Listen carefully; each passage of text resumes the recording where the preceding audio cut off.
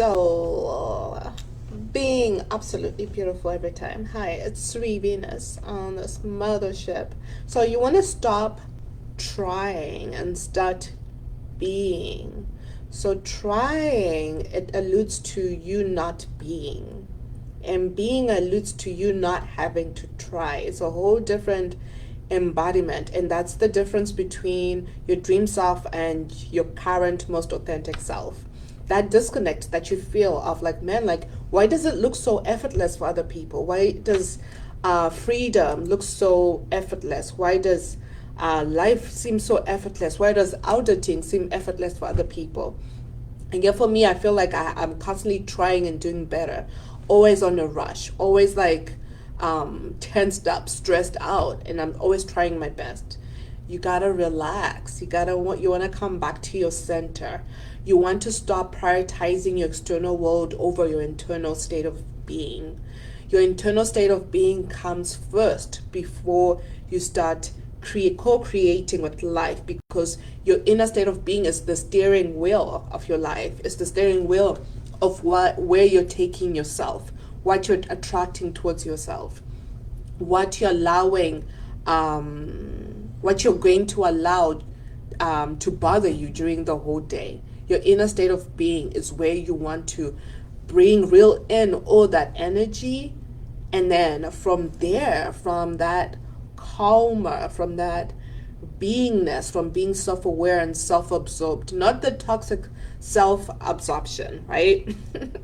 No, that self-awareness, right, of being enlightened, of being in tune with your own energy, being in tune with your own needs, being in tune with where your energy is going, being in tune with where your energy is going in the four bodies, being in tune with where your soul is nudging you to go, being in tune with the narratives that are going on within you, so that you're aware of like, oh, okay, this is where I'm weak, and this is where I'm leaking my energy. Or even for you to even resonate with somebody who can help you, because all this work, when you're trying to be hyper independent, right? You're not interdependent. You're being a hyper interdependent. It's coming from this wood of trying to prove your worth, trying to prove yourself, trying to make it all by yourself, because somewhere along the line people did you wrong, and you're starting to generalize that all people are like that. But truly what you want to do is to come within yourself and to check in on your wounds and really pay attention, like, man, why do I care for these kind of people? Why do I internalize what they do to me? Why am I taking it so personally? So that you can actually understand yourself, so you can actually know what your needs are, so you actually know how to maneuver people like that. Because not everybody's the same, right? Everybody comes in different packages. But when you find yourself consistently being available for people who disempower you, who bring you down, who you have to constantly try and be something you're not, to stay in their circle, to stay their friend, where you have to constantly try to exist, you really have to ask yourself, like, what are my motivations? What is motivating me to be here, to exist like this? Because life is not meant to be hard. Yes, transmuting and facing your shadows and facing your trauma, facing what has been passed down, the negative side, negative aspects of what you've been passed down, because there's also good things you've been passed down, right? But the negative aspects you've been passed down, and the negative things that are playing out in the external world that are coming, that you're focusing on, that you're giving power to, yes, those are hard to experience, to feel, but they can be easier to handle depending on where you're choosing to position yourself in thought, where you're choosing to position yourself in your heart. It's all about where you're choosing to position yourself within. And you cannot be aware of this when you're focusing on externalizing your energy all the time. There's a rhythm. There's breathing in and breathing out, breathing in and breathing out. There's a rhythm to living, to existing. But when you're just like doing without actually stopping and bringing that energy within you, You always feel like you never, even if you're resting, there's no pause, there's no there's no rest, there's no enjoyment, there's no like ease, there's no flow. It's just doing. And you can also reflect on this. Like, I'm sure you've seen those people who take, right? People who have this colonizer mindset, colonizer consciousness. It's a consciousness. Things, what's her face? This amazing wise lady, Kaisi Love, she enlightened me on this. Colonizer. It's a consciousness, right? You just want to take. Those people who just take, because they're not living in rhythm with the principles of creation and of life. When comes time to actually for them to excel, right? To give they lose a lot more because they're not living in tune with the rhythms of give and take, right? So when that fatal blow, rock bottom happens, it happens so bad, right? And a lot of people that are like, they associate that with karma. It's just living in tune with the principles of life and of creation. And just like how you're not going to build a house in one day. Well, if you have the resources and the means to, yes. But there's even a gradual process of building a house, even if it's in one day, right? There's the foundation. If you're renovating a house, you're gonna demolish it, right? You're gonna clean the debris. Well, actually, you're gonna take out everything that's inside the house. You're gonna demolish the house. You're gonna clean everything, and then you're gonna check the foundation, right? You're gonna bring the right team, and then you're gonna rebuild, and then you're gonna have a plan for that house. Right? There's a process before you move back in, before you enjoy your new house. And that's that process of give and take, right? It's that the herbs, being so in tune with the herbs and flows of being, of existing, of how your energy is flowing, right? So it's not about performing your existence and seeing someone embody a certain energy you like and then you're trying to be like them. No, it's about being in tune, being aware of the value, being so in tune with the value that your soul's like, yes, this is the next step, this is the next level, this is who we're expanding into, right? So being so in tune with yourself that, oh, when I'm jealous, I'm actually resisting inspiration. Oh, when I see someone who has something that I don't want, that I can't have, I'm feeding into my limiting belief. So this is where all my energy is going. So this is the blockage I'm actually creating in real time. So you won't have this level of IQ if you're just externalizing, if you're just plugged into the external grid, right? You want to reel in, so you're so in tune with how you show up in the world, how you show up in the external world, so that when these mirrors come in, right, you're not seeing the mirrors as other people, you're seeing the mirror as you, right? So when you see another person, there's an internal dialogue going on, right? It's not them, it's you. It's not them, it's you, because it's your energy, it's you interpreting whatever's going on, right? Because you're not in their inner world. You don't know why they're showing up this way. You don't know where they just came from. You don't know what's going on, what unconscious narratives, whatever trauma from their bloodline they're creating their life and their persona according to. You don't know all of that. You don't have information about that. And this is where you want to learn how to individualize your experiences from other people, so you can just create a safe space within yourself.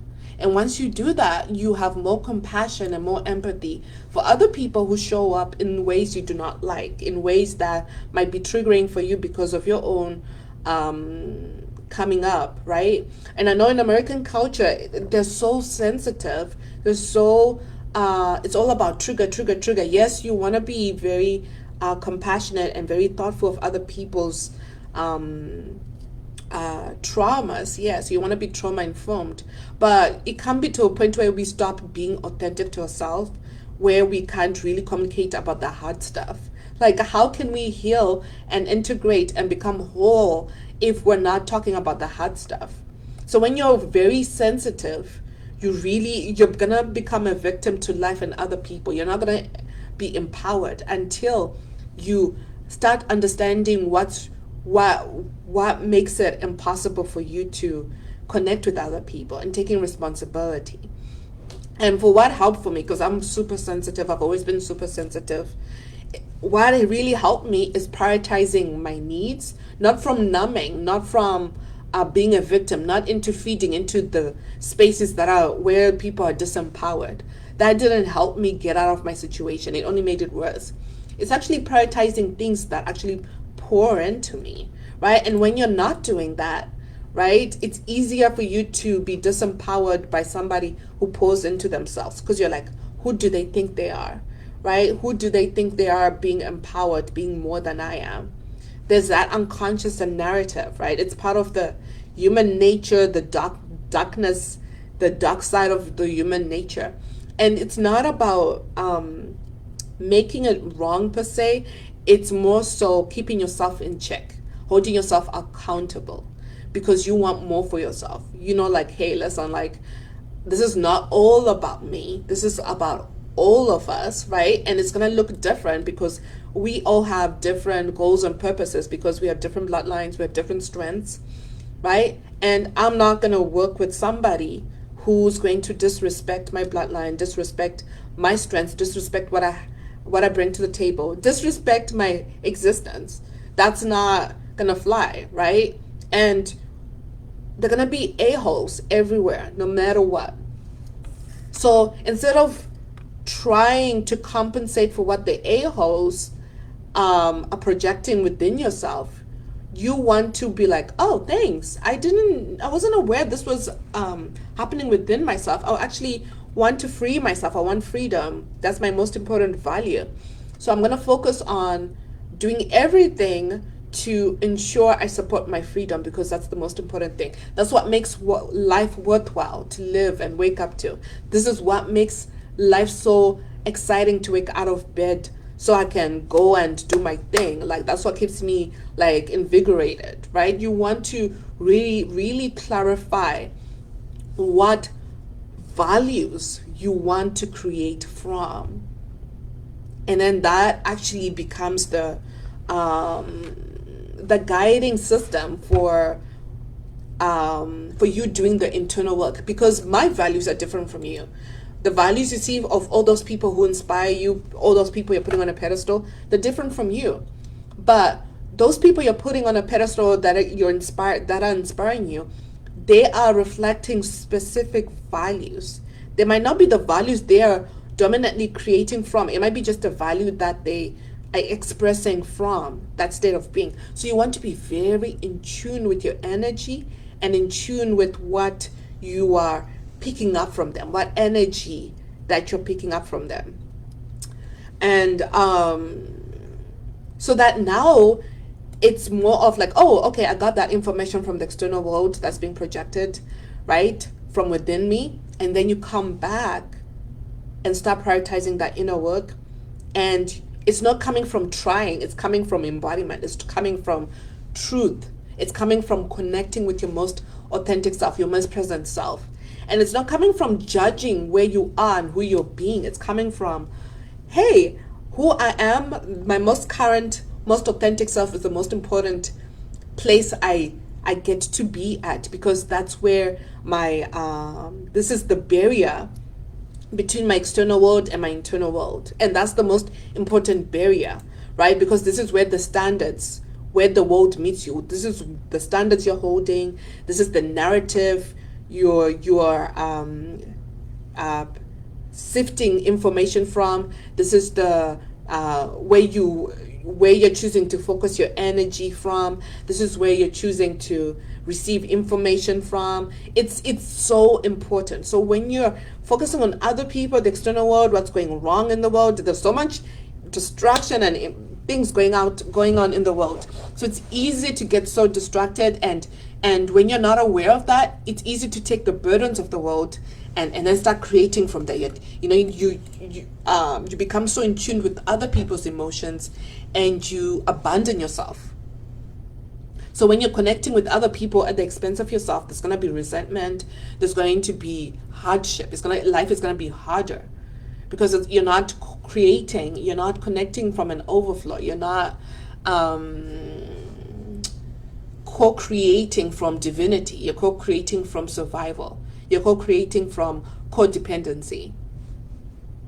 So you really want to be, it's so important to be so in tune with who you're being, right?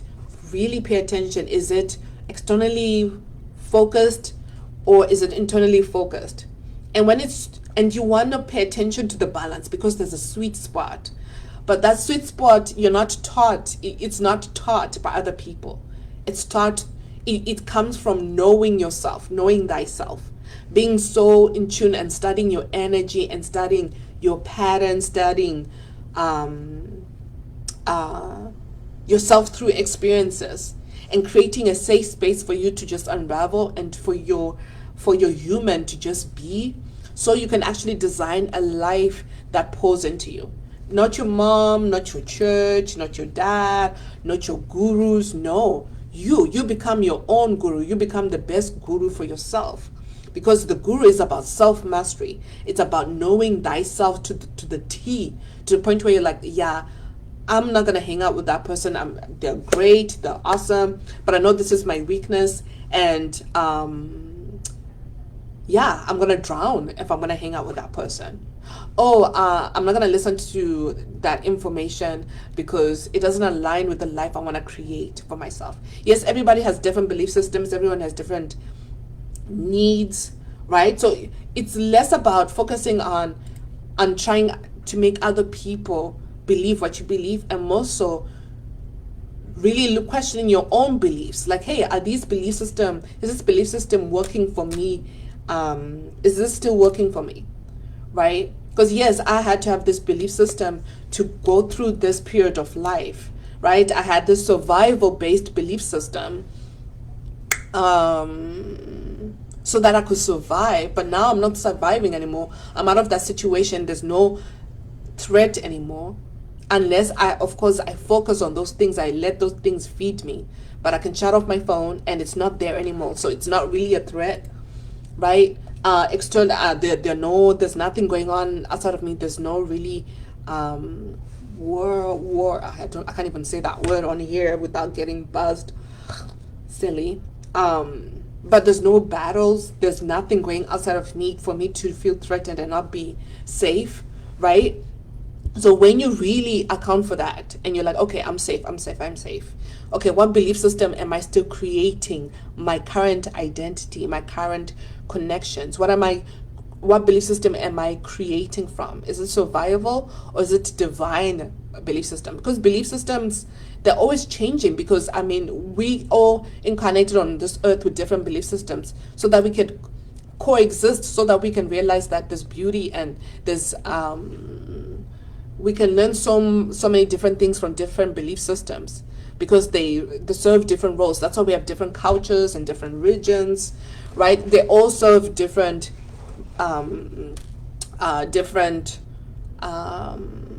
roles. Just like how your belief systems from 100 years ago in your bloodline, they're going to be different from the belief system you would have right now, unless as a culture, unless as a unit, your bloodline was like, okay, for us to survive, this is what has worked for so many years, right? And your soul, when you connect, when you reel in that energy back to your soul, you always know which belief systems are for you to continue and which ones are not, right? So this is so important, so that you don't just, when somebody has, when an influencer or anyone you put on a pedestal has something that you really, really, really, really want, to the point where you self-abandon, you're doing yourself more disservice than actually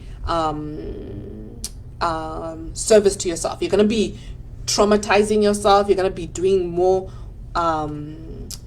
ill intent towards yourself, and you have to put more energy and time to undo that work. So it's very crucial that you're in tune with your soul, with your bloodline, with the gifts that you're passed down, and to really pay attention to what are the negative traits and what are the positive traits, and really be in tune with where your soul is heading towards, because that is your unique path of embodiment. Yes, as a collective, yes, as a unit, yes, as a bloodline, yes, as a family unit, we have principles that we co-create from, because that's what that's how we keep the family thriving, right? But not at the expense of your well-being, not at the expense of your happiness, right? Not at the expense of your overflow, because when you're not overflowing, they're not going to benefit. It's going to just be like friction the whole way. So you want to make sure that you're overflowing, so the connections are lubricated, right? So life is easier, it's yummier. And when you feel resistance, you know what to do to come back to your center. You know what to do to come back into balance. And you know how to live in tune with the ebbs and flows of life breathing through you, right? Because your human is like God's glove. It's like God's, it's like your soul is wearing it like a glove. But your soul can wear it like a glove when you're choosing to disconnect from your soul, because that relationship has free will. That relationship has free will. And when you're consciously choosing not to disconnect from yourself and abandon yourself, you're always going to feel like something is missing. You're always going to feel like, man, I've been doing this so much. I've been doing exactly what they told me, but I'm trying, I'm doing my best, I'm putting on this energy, I'm pulling all-nighters, I'm existing on 2 hours of sleep, and still nothing to show for it. I know, like, I should be further along than this. You really want to ask yourself, like, why am I performing? Why am I trying? Why am I doing too much? Because there's this narrative like, hey, maybe I'm not good enough. Hey, maybe what do you call it? Freedom. It's hard to keep freedom. It's hard to attain freedom. It's hard I only need money to be wealthy, which is like a huge belief system in our culture, which is very toxic. You don't need money is a tool, just like how AI is a tool, just like how a car is a tool, just like how a computer, internet is a tool. It's not the only path of wealth. Connections, relationships are the number one, right? And if you haven't watched my video on inner relationships, I believe it's the video before this one. I forgot what I named that video. Hold on. I'm gonna find out. I didn't name it inner relationships. I called it something else. Oh, I know what I called it. I said why your relationships are not working, why your relationships are holding you back. That's the video where I talk about inner relationships. Because once you become in tune, once you reel in your energy within yourself, you become in tune with the standard of relationships you're allowing in. You become in tune with what inner relationships you're feeling into, right? Because it's all about the internal world. Everybody has an internal world. We're just projecting our internal world, especially if you're unconscious. The majority of this world, they're projecting the internal world onto each other, and it's creating friction, right? So you can't really have a true connection from that. It's just egos, really. It's just egos, the false self. So you want to really come in tune with yourself and really pay attention to the inner relationships that you're being in tune with. Notice, like, do you have mental arguments when you feel a certain way? Do you have do you feel insecure when you're around a specific person? Do you feel insecure when something is not going just the way you are? And you gotta really dial in, like, what it is, right? This is how in tune you want to be. You want to really be in tune with what's going on within, because then you can tailor your support system. You can tailor your transformation. It's not going to look the same. It's not going to your past and your future is never going to look the same like everybody. I know we really desire to belong, right? But you want to focus on belonging where it's in alignment with the principles, with the value system that you want to create your future from. That's the belonging that you want to focus on, because that belonging will challenge you to actually expand and not settle and not stay stagnant and not stay stuck. They will challenge your way of thinking. They will challenge the way you you see yourself. Yeah, it's like you're swimming with the big fish. And imagine when you swim with the big fish, you become greater yourself, because you're not hanging out, you're not being the big fish, the biggest fish around the small fish. Unless of course you're monetizing that, right? You're supporting them to catch up to where you're at, and they desire that, right? But if it's with people who are choosing to stay small, and they disempower you because they're threatened by your greatness and they want you to stay small, yeah, no, you don't belong there. Of course you don't. And you really want to ask yourself, like, why am I choosing being here? Because relationships don't have to be hard like that, right? They're only hard when you have this internal dialogue. They're only hard when you're choosing to be somewhere where you're not meant to be. Right? They're only hard when you're projecting your past experiences with other people onto these people. They're only hard because of this internal dialogue, because of these unconscious things going on within you. And when you don't take responsibility for that, it's always going to feel like you're trying, because this is belief system that you're creating from survival.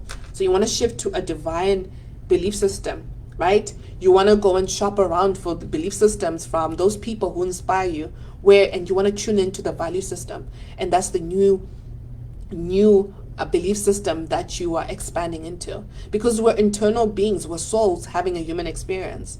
So our belief systems are always going to evolve, whether in this lifetime. Many times, if you're one of those people who are leading our collective into new earth, your belief systems are always going to change, right? So there's no point in you trying to force other people to have a belief system. If it's not for them, it's not going to work for them, right? So we gotta start taking responsibility. I used to do this, so there's no shame in this. I'm just saying that you want to be more in tune with why you're trying to force other people to be like you. Is it because you want to feel, that there's always a dialogue, inferiority, superiority complex?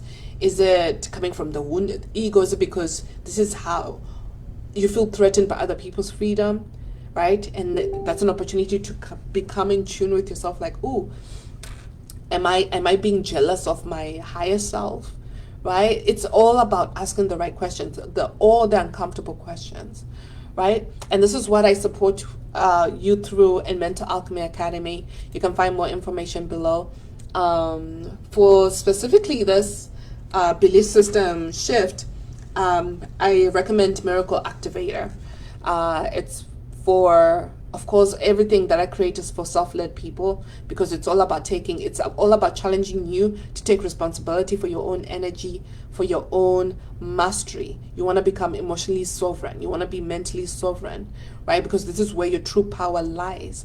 This is where you can actually allow God to fully embody you, even in your human self. There's no disconnection, because in Christianity there's all like, I'm not worthy of God, I'm not worthy of the Holy Spirit using me and my story and my gifts and everything that I am, and walking through me and creating whatever needs to be created. There's this, oh, I'm not worthy. So you create that disconnect from you and your divinity, and we want to stop that, right?